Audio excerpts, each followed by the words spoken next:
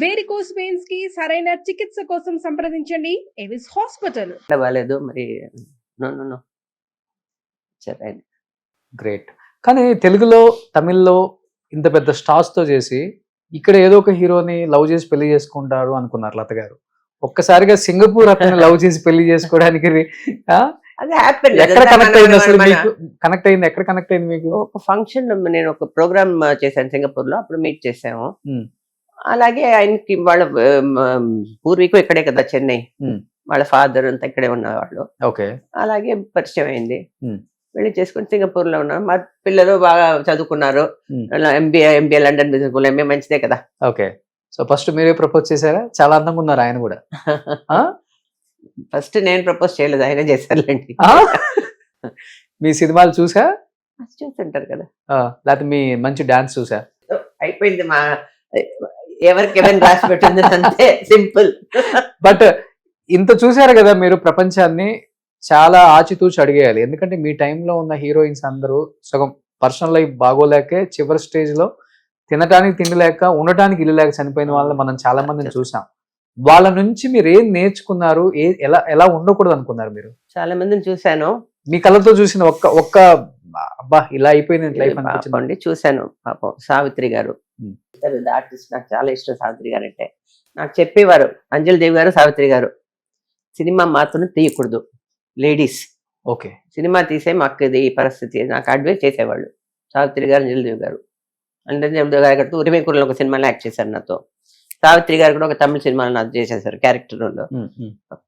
మా పెద్దమ్మకి చాలా ఫ్రెండ్స్ వీళ్ళంతా, కమలా కొట్టేస్ గారికి.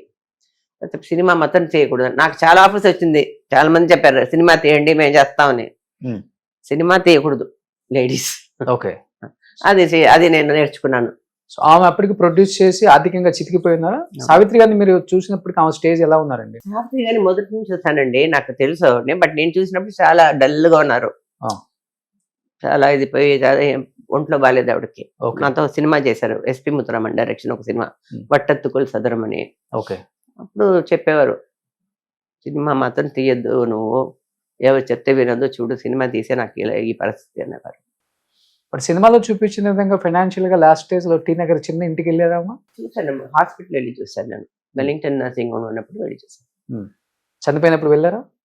లేదు, చనిపోయినప్పుడు నేను ఊళ్ళో లేను, వెళ్ళి హాస్పిటల్ వెళ్ళి చూసాను. ఓకే.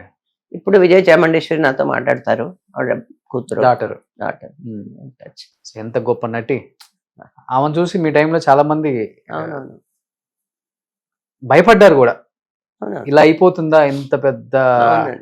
అందరూ స్టార్లుగా ఎదుగున్నారు ఆ టైంలో. ఎందుకో తెలియదమ్మా, చాలా మంది చితికిపోయారు. అంటే వాళ్ళు బిజీగా ఉండి ఫ్యామిలీని నమ్మి అలా అయిపోయారా, లేకపోతే రాంగ్ చాయిసా పెళ్ళిళ్ళు, లేకపోతే పిల్లల అనేది అర్థం కావట్లేదు. చెన్నైలో చాలా మంది మిస్టరీస్ అసలు వాళ్ళ లైఫ్. ఇప్పుడు ఉన్నాయిలేండి, ఏం లేకుండా లేదు, ఈ జనరేషన్ లో కూడా ఉంది. అది ఇప్పుడు యూట్యూబ్ లో ఏదో రాస్తూనే ఉంటారు, ఏదో వేస్తూనే ఉంటారు. కొన్ని చూస్తే టైటిల్ వేరేగా ఉంటుంది, కంటెంట్ వేరే ఉంటుంది కదా. అవును అవును అవును. అట్లీస్ట్ ఇప్పుడు జాగ్రత్త పడుతున్నారు, వచ్చిన ఏదో ఒకటి కొనేసి. బట్ అప్పుడు అలా ఉండదు కదా, సినిమానే వ్యాపకం. పాపం వాళ్ళకి ఏం తెలియదు, అదే సినిమానే అనుకున్నారు. ఆ సినిమాతోనే వాళ్ళు ట్రావెల్ చేశారు. ఎంత వచ్చింది ఏంటి అని ఆలోచించాల.